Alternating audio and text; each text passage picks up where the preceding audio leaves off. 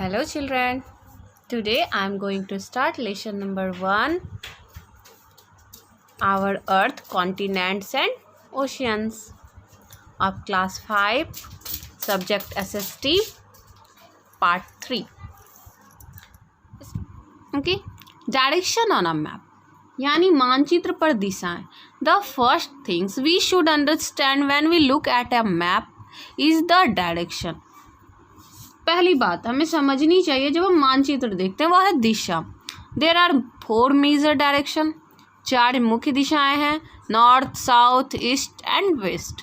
उत्तर, दक्षिण, पूर्व और पश्चिम. These are called cardinal direction. इसे चतुर्दिश कहा जाता है. When you place a map on a table, the top of the map is the north direction. जब आप मेज पर मैप को रखते हैं, मानचित्र को रखते हैं, तो क्या दिखता है कि मानचित्र का जो शीर्ष है वो नॉर्थ है यानी उत्तर है. The bottom of the map is south. Bottom क्या है, नीचे क्या है, तो साउथ है, दक्षिण है. Right side, the right side of the map is the east. Right side क्या है, ईस्ट है. और left side is the west. Left side west है. तो शीर्ष हो गया उत्तर, नीचे वाला पार्ट हो गया दक्षिण, दायां भाग हो गया पूरब और बायां हो गया पश्चिम. तो as we are sure about these 4 main directions, we can easily locate the sub directions like a northeast, southeast, northwest, southwest and northwest or southwest. This scheme of direction is followed in every country of the world. यदि आप इन चारों मुख्य दिशाओं के बारे में sure हैं, सुनिश्चित कर लेते हैं, यदि हम कर लेते हैं इसको सुनिश्चित हम लोग, तो हम उप दिशा के बारे में भी आसानी से पता लगा सकते हैं, है ना. जैसे उत्तर और पूर्व वाला जो पार्ट है, इसके बीच का जो हिस्सा है वो कौन सा पार्ट हो गया, तो नॉर्थ ईस्ट हो गया. नॉर्थ और ईस्ट के सेंटर का पार्ट, नॉर्थ और ईस्ट के बिटवीन क्या आ रहा है, नॉर्थ ईस्ट आ रहा है. उत्तर पूर्वी हिस्सा इसे हम कह सकते हैं. उसी तरह दक्षिण और पूर्व के बीच का भाग हो गया दक्षिण पूर्वी हिस्सा. दक्षिण और पश्चिम के बीच का भाग हो गया दक्षिण पश्चिमी हिस्सा. और उत्तर और पश्चिम के बीच का पार्ट हो गया उत्तर पश्चिमी, इसको हम लोग बोल सकते हैं दिशा.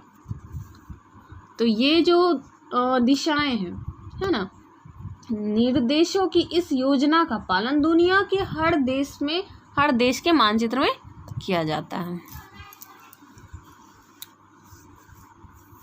Our next point is scale of the map, यानी मानचित्र का पैमाना हम लोग इसको बोल सकते हैं. तो different places are shown on the map. विभिन्न स्थानों को मानचित्र पर दिखाया गया है. However, it is not possible to show the actual distance between 2 places on a map.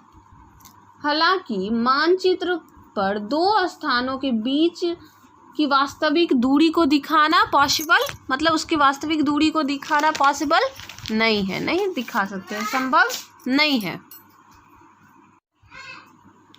A scale that is drawn is called a line bar और a graphic scale.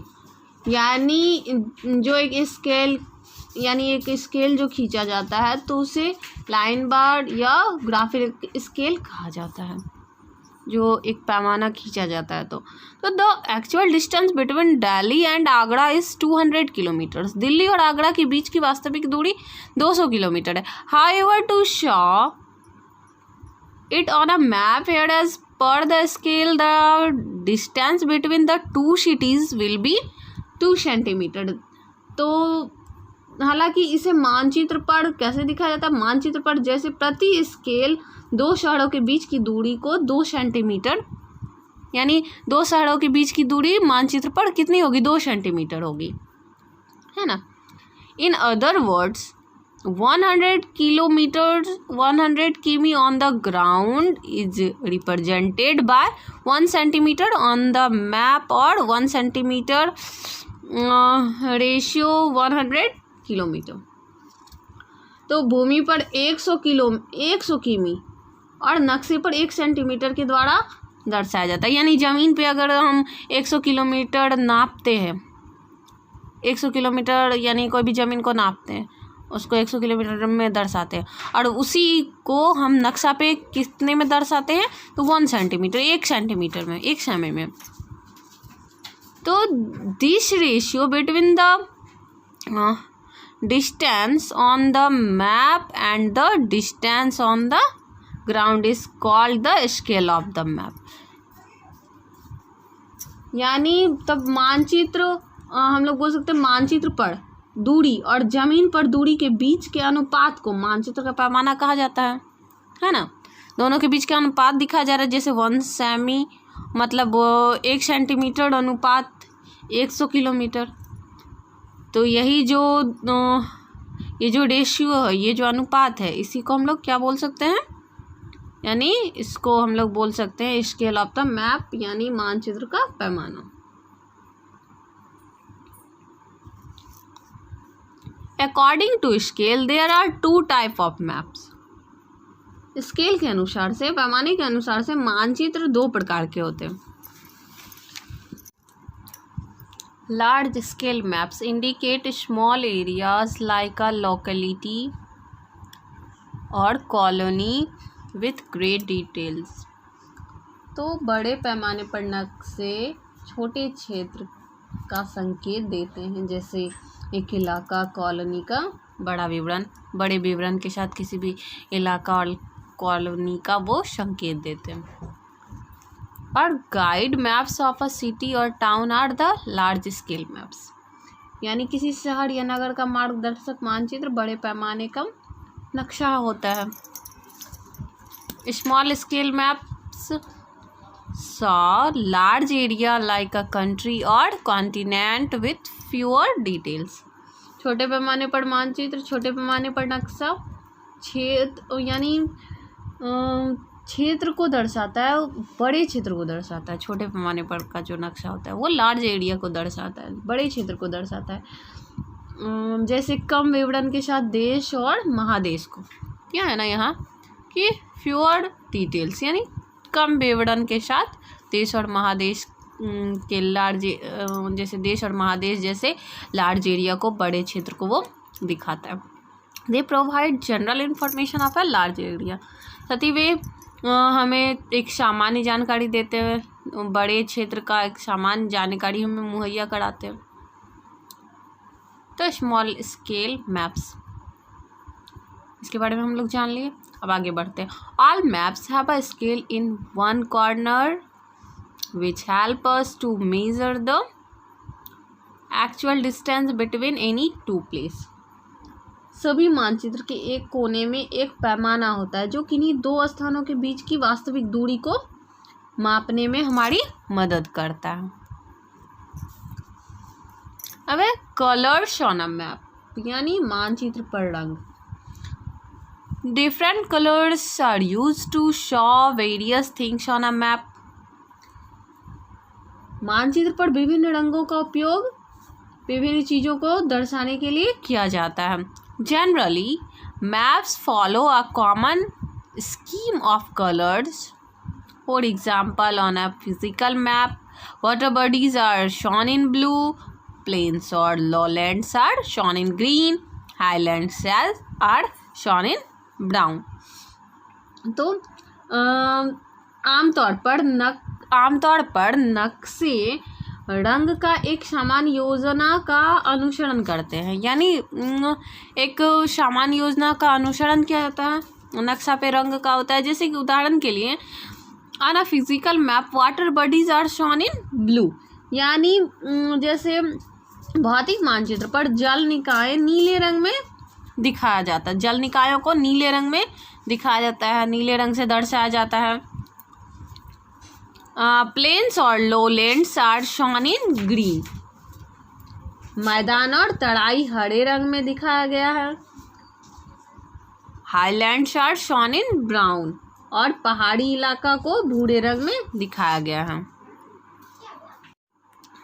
A key or legend in always made on a map to tell the meaning of the colors used on the map. यानी एक कुंजी या उपाख्यान हमेशा मानचित्र पर उपयोग किए जाने वाले रंगों का अर्थ बताने के लिए मानचित्र पर बनाई जाती है। तो almost the same colour scheme is used on all the maps. सभी मानचित्र में लगभग एक ही रंग योजना का उपयोग किया जाता है, जितने भी मानचित्र होते हैं सब पर। अब हम लोग आते हैं साइन एंड सिंबल। साइन यानी संकेत और प्रतीक। Many features can be shown on map by drawing signs और सिंबल्स। कई विशेषताओं को मानचित्र पर संकेतों या प्रतीकों को चित्रित करके दिखाया जा सकता है। जैसे for example rivers, roads, railway lines, airports, capital cities ETC। उदाहरण के लिए नदियाँ, सड़कें, रेलवे लाइन्स, हवाई अड्डा, राजधानी शहरें आदि। These signs and symbols which are also given in a key along with their meanings help us to study the map easily। तो ये संकेत और प्रतीक जो कि उनके अर्थ के साथ एक कुंजी में दिए गए हैं और हमें आसानी से मानचित्र का अध्ययन करने में मदद करते हैं। Some of these symbols are used universally and are referred to as conventional symbols। तो इनमें से कुछ प्रतीकों को सार्वभौमिक रूप से उपयोग किया जाता है और पारंपरिक प्रतीक के रूप में संदर्भित किया जाता है ना। तो let us look at the some of the commonly used signs and symbols given below. यानी कुछ सिंबल्स दिए हुए हैं मैप में जो कि कॉमनली यूज होते हैं, आमतौर पे समानता इसका प्रयोग किया जाता है। जैसे यहाँ पे सब अलग अलग फीचर्स, अलग अलग विशेषताएं वाले सिंबल हैं।